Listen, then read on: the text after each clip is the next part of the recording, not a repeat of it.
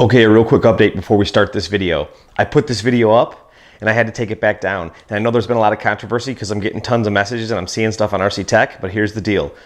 YouTube has a search algorithm that basically will match any of your content to anything that's copyrighted. And they picked up some background music that was playing on the track when I was running the car and said that I had kind of infringed on someone's copyright. And I get it. So I could have disputed it and all that, but I didn't. I just went ahead and re-edited the video. I took the actual background music out and just put in some RC car sounds. When you see the car driving, the sound won't actually match, but I just put some RC car sounds in, and that's that. And the other thing is there's an update. When I'm in the video, I'm actually going to tell you that a shorty battery won't fit in the car, and that's only partially true. I had a diehard TLR fan message me and say, "No, you're wrong, you're wrong, you're wrong. It'll go in, it'll go in." And if you look closely at Ryan Mayfield's car in this photo, you can see that the front battery strap is actually kind of angled away from the rear of the car. So if the front of the car were up, his front battery strap is angled like this, but that's not how it's meant to go in. It's actually meant to go in like this. And so what he's done, it looks like, is he's taken the battery stop and then he dremeled the end of the battery strap so it'll fit.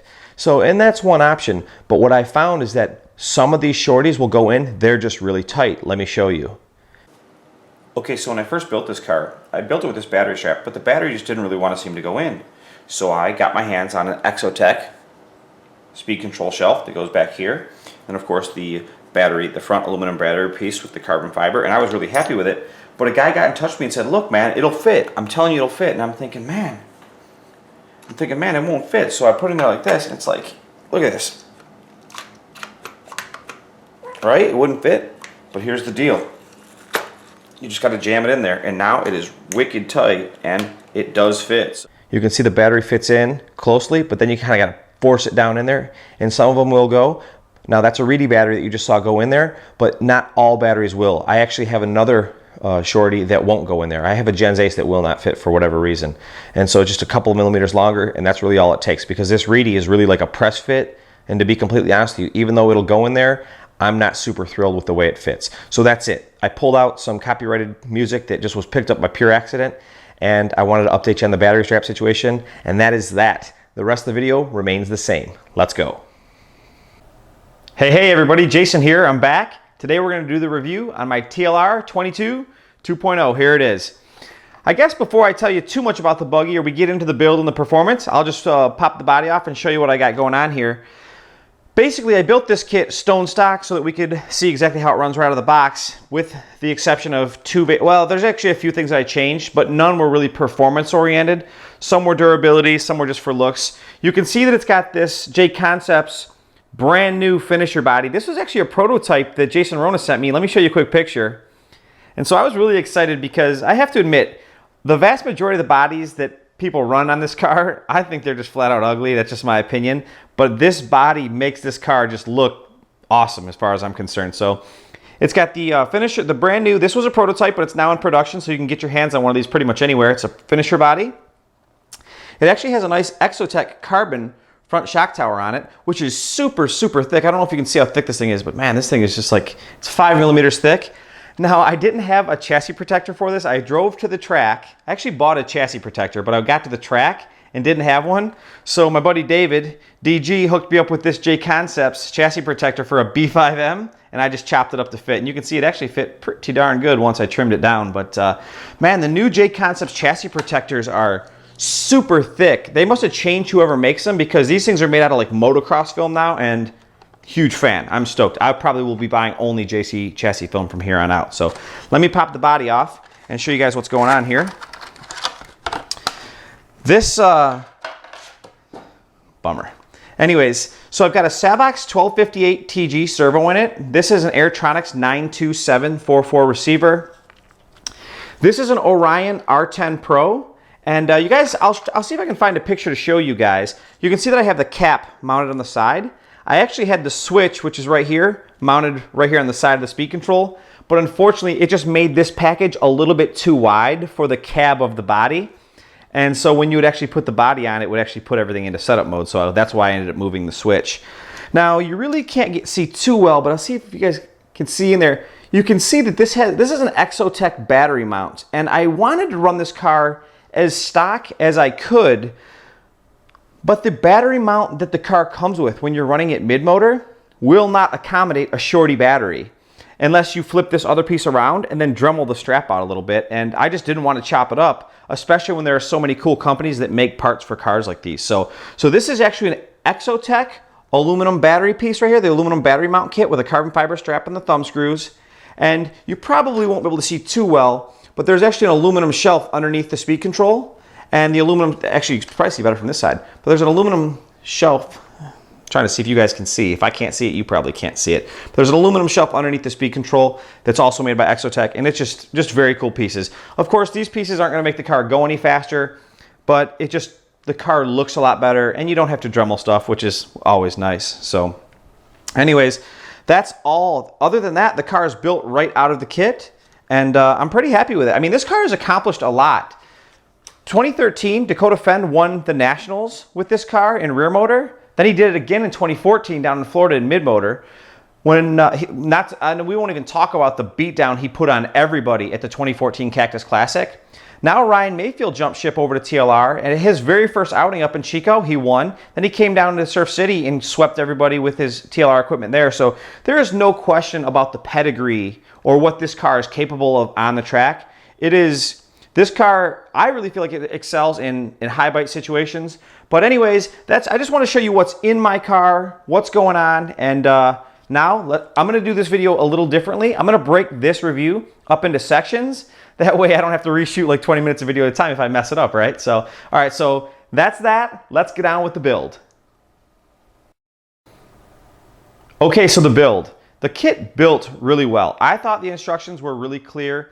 Everything wasn't organized absolutely perfectly like in some of the other kits that I've built, but overall I was really happy with the build. There are a couple of spots where you kind of have to fuss with the car, like in the back end, getting like the arm mounts and stuff on where it's a little tricky. But overall, it was really good. The plastics on this car, I was really impressed. I didn't really realize that the plastics on the Losi cars were as nice as they are. So very impressed. The shocks, super nice. They come with these X-rings. If I had to complain anything about the shocks, I'd say they made shock shafts that were oversized, so you can't just use a standard O-ring.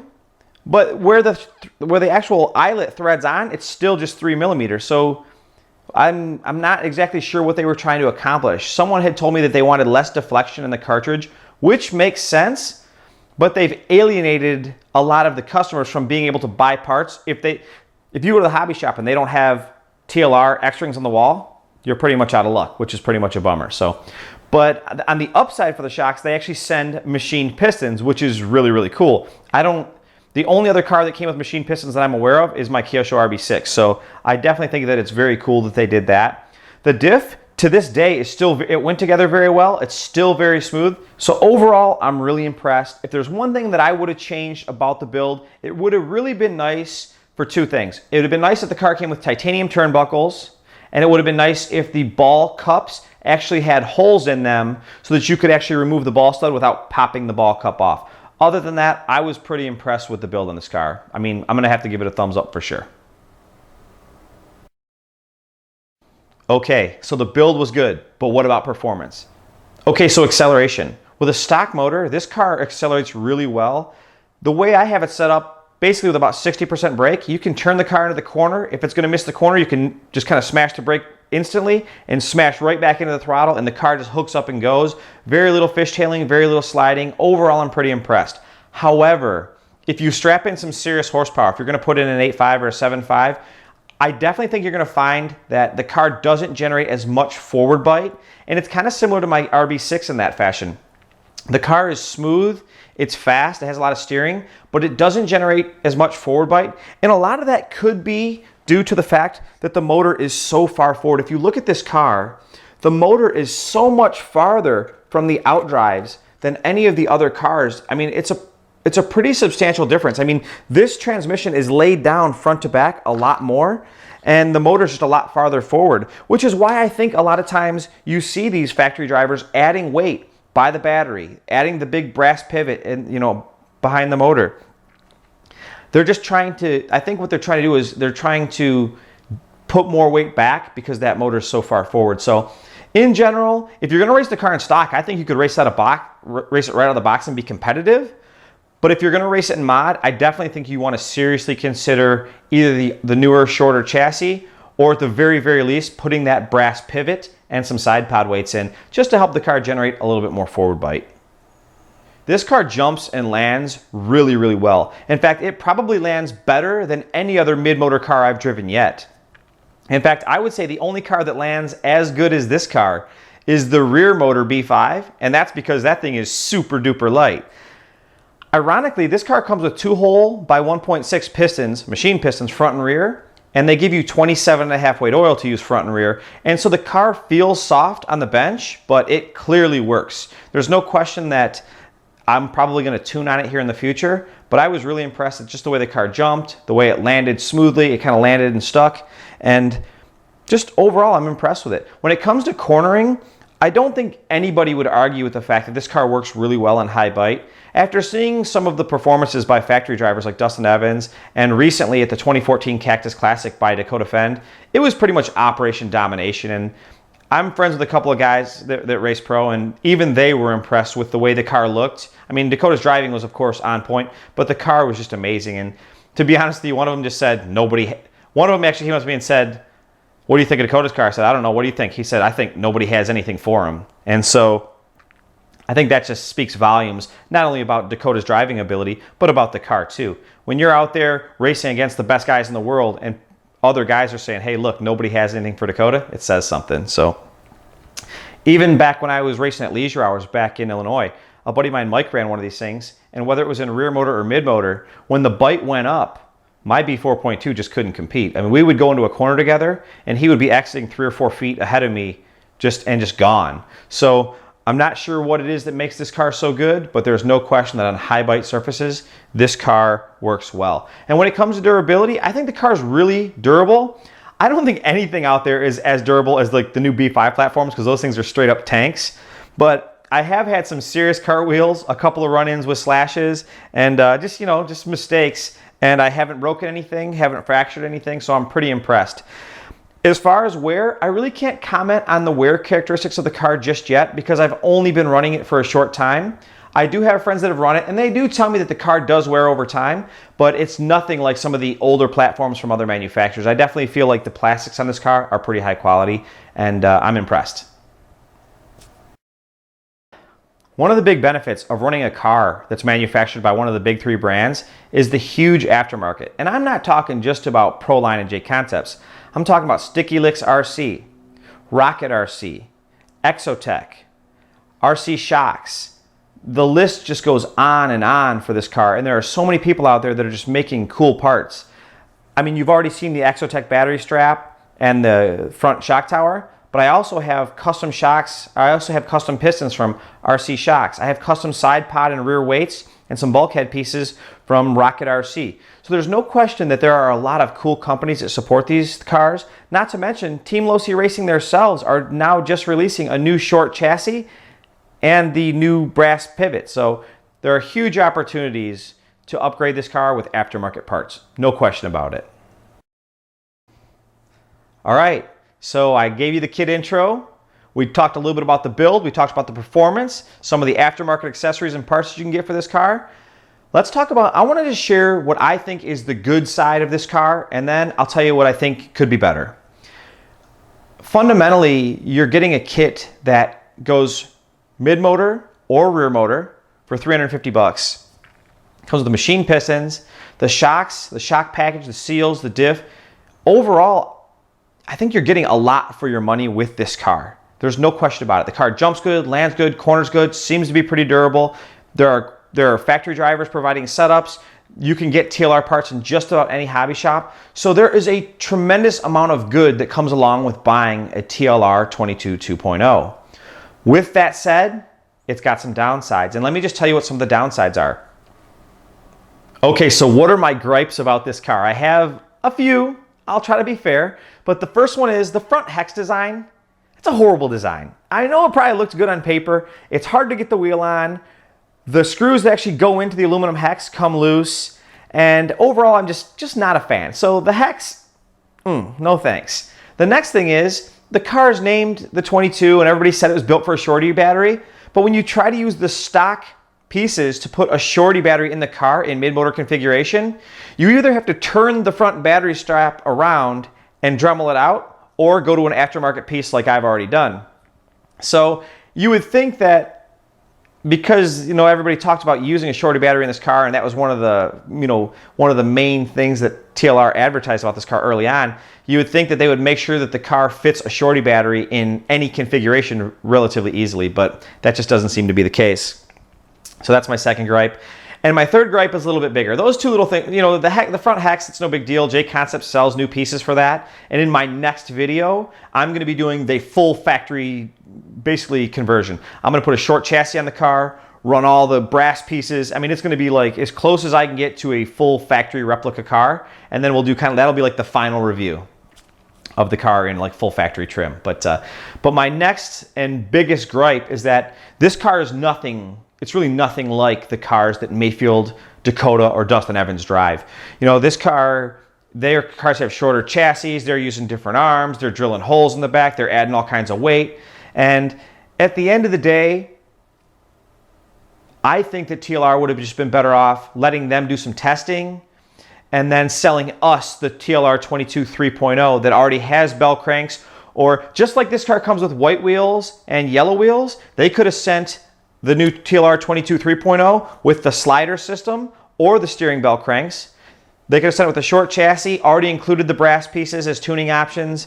And I just think that it would have been received a little bit better by the public, because now if you really want a full factory kit, you have to go out and spend $350 on the kit, and then you have to go buy the short chassis and the brass rear pivot and then the brass counterweights, and then you got to hunt on eBay for the version 1.0 front arms. I just kind of feel like what they're doing out there doesn't really translate to what you get when you buy this kit. Does it make it a bad kit? Absolutely not. I've already told you, and I'll say it a million times, I'm super impressed. When I was a kid, I had some real Losi equipment, good old-fashioned Team Losi XXT. And ever since they did this TLR thing, it's like they're trying to go away from the actual Losi name brand, and they've made the Losi brand more of like a toy brand, which really bums me out because I grew up with Losi being a hardcore race brand. And so I'm going to be honest with you, I just steered clear of most of the TLR products because it just didn't feel like a Losi product to me. But I'm impressed. I'm truly impressed. At the end of the day, whether this car matches Mayfield's car or Dustin's car or Dakota's car or whatever, I think it's worth the money. I think that if you go out and you spend $350 and you build this kit, I think you'll be impressed, especially if you're running on a medium to high bite surface and if you're running stock. If you're running mod, you may want to consider adding the brass pivot to start and then the chassis and the steering bell cranks and stuff like that later. But by far, I think the biggest thing you can do if you are going to run this thing in mod is add that rear brass pivot, and it'll help just generate a little bit more forward bite. So anyways, that's been my review. I appreciate you guys watching. When I update and do the next stage of this, I'll post it up, and we'll see you in the next one. Talk to you guys later. Bye-bye.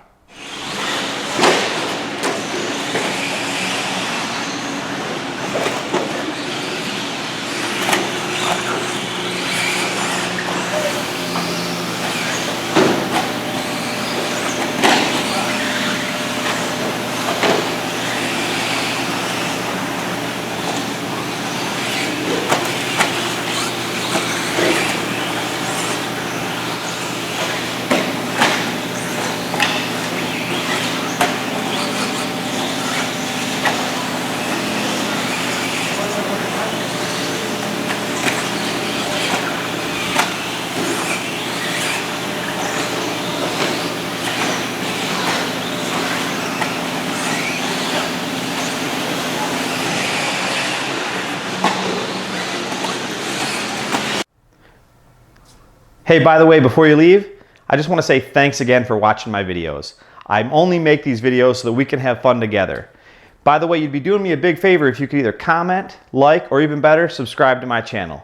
Again, thanks for watching, and we'll see you guys next time. All right, so I got my 22 buggy built. Obviously, it's got white wheels on the back. It's actually got some really worn down dirt webs. Let me show you real quick.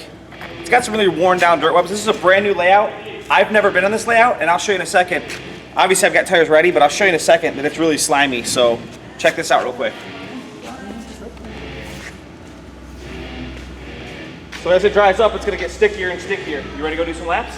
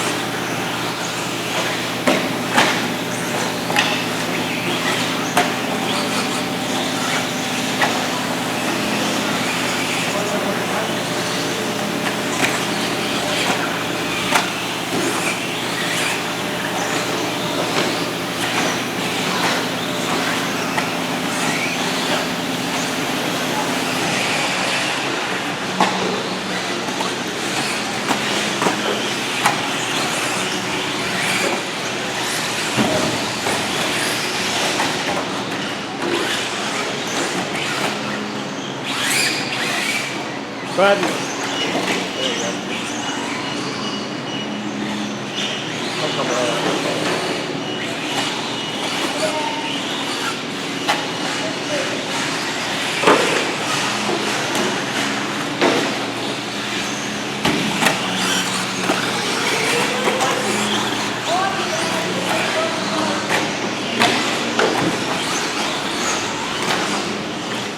I'm gonna club race the hell out of this thing, you know what I mean?